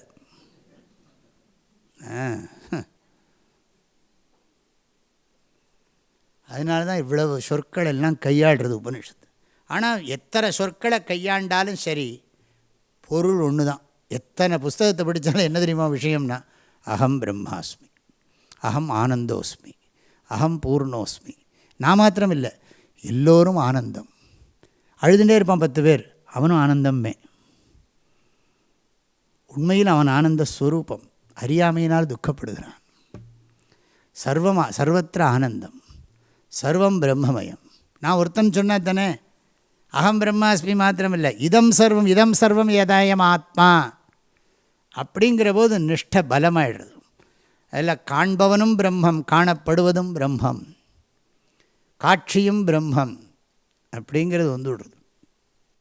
ஆத்தே மாமேவ பிராப்னுவந்தினா, அவர்கள் என்னையே அடைகிறார்கள்னா என்ன? ஆதிசங்கரர் சொல்கிறார், நது தேஷாம் வக்தவியம் கிஞ்சித் மாம் தே பிராப்னுவந்தி இதி ஞானீத்து ஆத்மைவ மேமதம் இதி உக்தம். அவர்கள் அடைகிறார்கள்னு சொல்ல வேண்டிய அவசியமே இல்லை. ஏன்னா ஞானி தான் என்னோடய ஆத்மான்னு ஏற்கனவே பகவான் சொல்லிவிட்டார். என்னத்தை அடையிறது அப்படிங்கிறார் சங்கராச்சாரியர். ஸ்லோகத்தையே கமெண்ட் பண்ணுறார். அவர்கள் என்னையே அடைகிறார்கள் அப்படின்னு என்னத்துக்கு சொல்லணும்? நீ தான் சொல்லிட்டியே, ஞானி வேறு நான் வேறு இல்லைன்னு நீ தானே சொல்லியிருக்க. உக்தம் நஹி பகவத் ஸ்வரூபாணாம் சதாம் யுக்ததமத்துவம் அயுக்ததமத்துவம் வா வாச்சியம். ரொம்ப அழகான ஒரு ஸ்டேட்மெண்ட் சொல்கிறார் சங்கராச்சாரியர். அதாவது இறைவனே தாங்கள் என்று உணர்ந்தவர்களை சிறந்தவர்கள் இல்லை என்று சொல்லுவது பொருந்தாதுங்கிறார். இந்த கேள்வியே பொருந்தாது. அந்த யுக்த தமத்துவங்கிறது இதில் உட்கார்ந்துருக்கு. இந்த ஸ்லோகம் இன்றைக்கி காலம்பரை கேட்டுவிட்டு அந்த சாஸ்திரிகள் அதை பற்றி நிறைய விசாரம் பண்ணிட்டு போகிறார். இப்போது இந்த இது ரொம்ப முக்கியமான பாயிண்ட் சங்கராச்சாரிய சொல்கிறது இங்கே. ஆக நஹி பகவத் ஸ்வரூபாணாம் சதாம் யுக்ததமத்துவம் அயுக்ததமத்துவம் வா வாச்சியம். நஹி வாச்சியம்னு அர்த்தம். இறைவன், அதாவது இறைவனை வழிபடுகிறவர்களுள் சிறந்தவர்கள் யார் அப்படின்னு கேட்கலாம். இறைவனாகவே தங்களை உணர்ந்தவர்களில் சிறந்தவர்கள் யாருன்னு எப்படி சொல்ல முடியும் அப்படிங்கிறார். நஹி பகவத் ஸ்வரூபாணாம் சதாம், தங்களை பகவத் ஸ்வரூபமாகவே உணர்ந்து கொண்டவர்களுக்குள் அவர்களை போய் கிரடேஷனில் கொன்ற முடியாதுங்கிறார். இதில் இன்னும் நுணுக்கமாக சொல்கிறார். அவன் சகுண பக்தன், பகவானை வேறேன்னு நினச்சாலும் அவன் பகவான் தான். எப்படி? ஒரு சகுண பக்தன் இருக்கான், அவன் தனக்கு அந்நியமாக பகவானை நினைக்கிறான். அவன் நினைக்கிறதுனால பகவான் வேறே ஆகிடுவார? ஃபேக்ட் என்ன? அவனே பகவான் தானே. அவனுக்கு அது அப்படின்னு ஒரு எண்ணம், அப்படி பண்ணுறான். ஆனால் அவனுக்கு அந்த உண்மை புரிஞ்சாச்சுன்னு சொன்னால் அவனும் தன்னுடைய யதார்த்த ஸ்வரூபத்தை உணர்ந்து கொள்வான். நிறைய பேர் நினச்சிட்டு இருக்காங்க நாமே கடவுளுங்கிறத புரிஞ்சுக்கிறது ஈஸின்னு. அவ்வளோ ஈஸி இல்லை. நாம் பக்தன்னு சொல்கிறது ரொம்ப சுலபம், நாம் பகவான்னு புரிஞ்சுக்கிறது அவ்வளோ சுலபம் இல்லை. ஆனால் அதுதான் உண்மை. ஆனால் பகவான்னு சொல்கிற போது எந்த அர்த்தத்தில் சொல்கிறீங்க அப்படின்னு கேட்டால் அதுக்கு தான் விசாரம் பண்ண வேண்டியிருக்கு. ஆக இறைவனுடைய சர்வஜத்துவம் சர்வேஸ்வரத்துவம், எனக்கு இருக்கிற அல்பஜத்துவம் அல்பேஸ்வரத்துவம், அதில் நான் ஒன்றும் சொல்லலையே. உபாதியில் இருக்கிற பேதங்களுக்கு தாத்பரியம் இல்லை. அத்வைத சித்தாந்தம் புரிஞ்சாச்சுன்னா உபாதி ரிமூவ் பண்ணியாச்சுன்னா உபஹிதத்துவம் ஆல்சோ ரிமூவ்டு. அப்புறம் பேச்சுக்கே வேலையில்லை. ஆகினால அதை சொல்கிறார் அவர். அவங்களில் தான் யுக்த தமன் யுக்த தரன் யுக்த தர்த்தா இதெல்லாம் போடணுமே தவிர சகுண பக்தியில் இருக்கிறவனுக்குத்தான் இதெல்லாம் பேசணும். ஆர்த்த பக்தன் அர்த்தார்த்தி பக்தன் வேணால் போட்டுக்கோங்க. யுக்தன் யுக்த தரன் யுக்த தமன் என்ன வேணாலும் கேள்வி கேட்கட்டும். யோக வித்தமாக யோகவித்து யோகவித்தரஹா யோகவித்தமாக ஒன்ஸு ஞானத்தை அடைஞ்சாச்சுன்னு சொன்னால் இந்த இந்த இந்த குவாலிஃபிகேஷனே அவனுக்கு கிடையாது. ஏன்னா அவனுக்கு இண்டிவிஜுவாலிட்டியே கிடையாது, தன்னுணர்வே கிடையாது. தன்னுணர்வு இல்லாதவன்ல யார் சிறந்தவன்னு கேட்குறதுங்கிறது சரி வராது. கொஞ்சம் இது கொஞ்சம் ஆழமானது. சிம்பிளாக சொல்லிட்டு போயிடலாம். அதாவது நிர்குண சகுண பக்தன் இருக்கிறதுலையே உத்தமமான பக்தன், இவன் பகவானை அடைஞ்சுடுறான் அப்படின்னு சொல்லிவிட்டு அவன் கேட்டது யோகவித்தமாக கே யோகவித்தமாக. அந்த இருவருள் யோகத்தை அறிந்தவர்களுள் மிகச்சிறந்தவர் யார் அப்படிங்கிற கேள்வி. ஆனால் கிருஷ்ணர் என்ன சொன்னார்? அவர்களுள் விஸ்வரூப உபாசனை பண்ணுகிறவன் தான் யோகவித்தமன் அப்படின்னு சொன்னார். இங்கே ஒன்றும் சொல்லலை. பிராப்னுவந்தி மாமேவ சொல்லிட்டார். அவன் என்னையே அடைகிறான்னு சொல்லிட்டார். ஆக அங்கே என்ன தெரிகிறதுனா யோகவித்தமாகங்கிற துவைத்தம் இருக்குது, ஆனால் இங்கே துவைத்தமே இல்லை. ஆகையினால யுக்த தமத்துவம் இங்கே சொல்லப்படலைன்னு விட்டார். விஸ்வரூப உபாசகனை உயர்த்தி பேசினார் முதல்ல. ஆனால் இன்டைரக்டாக என்ன சொல்லிட்டார்னா விஸ்வரூப உபாசகனுக்கு மோட்சம் இல்லைன்னு சொல்லிட்டார். மோட்சம் இல்லைன்னு அர்த்தம், அவன் அந்த மோட்சத்தை உணராமல் பகவானையும் தன்னையும் வேறையாகவே பார்க்கிறான். அதாவது நான் துன்ப வடிவினன், இறைவன் இன்ப வடிவினன். எப்படி? அப்படி தானே அர்த்தம். கடவுளை வணங்குற போது கடவுளுக்கு ஒரு வேணுமே. அவர் இன்பமே வடிவானவர், நான் என்ன வடிவானவன்னா சனி தசையே பிடிச்சவன்.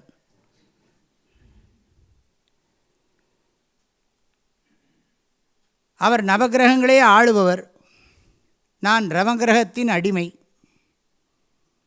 அப்படி இருக்கிற போது பகவானுக்கு எனக்கும் அவர் இன்பமே வடிவானவர், நான் துன்பமே வடிவானவன்னு சொன்னால் அப்போ தான் துவைத பக்தியெல்லாம் பண்ணுறது.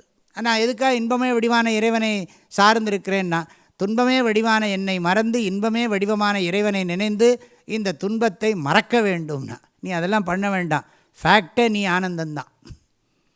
அப்படிங்கிற போது இது லயப்பட பார்க்குறான். பக்தியில் லயம் இருக்குது, ஞானத்தில் லயமெல்லாம் கிடையாது. இந்த துவைத நாச, துவைத மித்யாத்வ நிச்சய, இதெல்லாம் இருக்கும். சங்கராச்சாரியோட இந்த வார்த்தையை நல்லா கவனிக்கணும். பிராப்னுவந்தி மாமேவ. ஏன்னா இந்த இதை பரியுபாசத்தைங்கிறது ரொம்ப முக்கியம். பரியுபாசத்தைங்கிறது இந்த 3ஆவது ஸ்லோகத்தில் இருக்குது. பரியுபாசத்தே அக்ஷரம் பரியுபாசத்தே. இந்த பரியுபாசத்தைங்கிறதுக்கு சங்கராச்சாரியரோட அர்த்தம் காலையில் சொல்கிறேன்னு சொல்லி நிறுத்தினேன். உபாசனம் என்றால் என்ன, அதுக்கு அர்த்தம் சொல்கிறார். யதா சாஸ்திரம் உபாசிய அர்த்தஸ்ய, சாஸ்திரத்தில் சொல்லப்பட்டபடி தியானிக்கக்கூடிய பொருளை விஷயீகரணேன சாமீப்பியம் உபகம்ய, மனசில் எந்த பொருளை நினைக்கணுமோ அந்த பொருளுக்கு தயார்படுத்தி மனசை உபகம்ய தைலதாராவத்து, நெய் ஒழுக்கு போல, எண்ணெய் ஒழுக்கு போல, சமான பிரத்யய பிரவாகேன, அதையே ரொம்ப இது பண்ணிட்டு தீர்க்க காலம் எது ஆசனம் தது உபாசனம். ரொம்ப நேரம் உட்கார்ந்துருக்கிறது, தீர்க்க காலம் எது ஆசனம், நீண்ட நேரம் அமர்ந்திருக்கான். எதுக்காக அமர்ந்திருக்கான்னா ஒரு பொருளையே விடாமல் நினைக்கணுங்கிறதுக்காக அமர்ந்திருக்கான். அதுக்கு பேர் உபாசனம்னு சொன்னார். இப்போ நான் இங்கே என்ன அர்த்தம்னா, கண்ணை முடின்னு ஒருத்தன் என்ன பண்ணுறான்னா அவ்யக்தம், அச்சிந்தியம், அப்புறம் அனிர்தேஷ்யம், சர்வத்ரகம், கூட்டஸ்தம், அச்சலம், துருவம், அக்ஷரம், இந்த சொல்லின் பொருளை ஆழமாக நினைக்கிறான். அது யாருன்னா அகமேவ அக்ஷரஹா, அகமேவ அவ்யக்தஹா, அகமேவ அச்சிந்தியஹா, அகமேவ அனிர்தேஷ்யஹா, அகமேவ சர்வத்ரகஹா, அகமேவ கூட்டஸ்தஹா, அகமேவ அச்சலஹா, அகமேவ த்ருவஹா. அது நீங்கள் புல்லிங்கம் போட்டாலும் சரி, ஸ்திரீலிங்கம் போட்டாலும் சரி, எப்படி போட்டாலும் சரி, நான் புரியறதுக்காக சொன்னேன். அப்படின்னு அந்த தத்துவத்தை நினைக்கிற போது மனசு என்ன ஆகிடுறதுன்னு அப்சார்ப் ஆகிடுறது. அப்சார்ப் ஆனதுக்கு அப்புறம் ஆளே இல்லை. அதனால் ஞானித்து ஆத்ம இவ மேமதம், இவன் என்னை வேறையாக பார்க்குறான். யார்? விஸ்வரூப உபாசகன். அவனையும் என்னையும் வித்தியாசமாக கொஞ்சம் பார்க்குறான். அது பார்க்குறதே கிடையாது, எல்லாத்தையும் நீக்கி விட்டான்னு அர்த்தம். ஞானீத்து ஆத்மைவ மேமதம்ங்கிற இந்த கொட்டேஷன் மறக்கக்கூடாதீங்க. தேஷாம் ஞானி நித்தியுக்தா அங்கேயும் இருக்குது. ஏகபக்திர் விசிஷ்யதே. அந்த இடத்துல தான் ஏகபக்திக்கு அத்வைத பக்தி, பராபக்தி, பூர்ண பக்தி, சுத்த பக்தின்னு பேர்.